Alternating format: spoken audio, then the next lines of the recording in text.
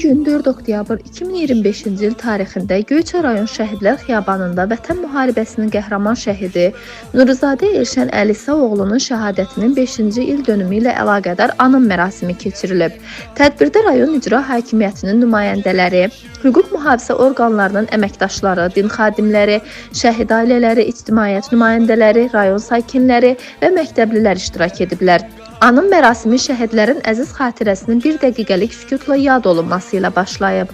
Daha sonra çıxış edən natiqlər Elşən Nuruzadənin gənc yaşlarından vətənə və bayrağa böyük sevgi bəslədiyini, müharibə başlayanda könüllü olaraq hərbi komissarlığa müraciət etdiyini və döyüş meydanında göstərdiyi mərdlik, igidlik və qəhrəmanlıq nümunələrindən danışıblar. Çıxışlarda həmçinin vurğulanıb ki, Elşən kimi qəhrəmanlarımızın fədakarlığı sayəsində bugün Azərbaycan xalqı azad və müstəqil bir vətəndə yaşayır. Onların göstərdiyi yol gələcək nəsillər üçün əsl vətənpərvərlik məktəbidir.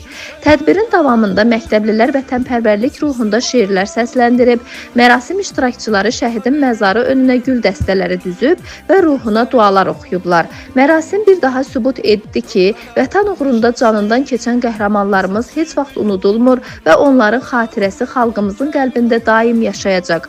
Allah rəhmət eləsin, ruhu şad, məkanı cənnət olsun. Etibar Bəşirov, Göyçay naminə.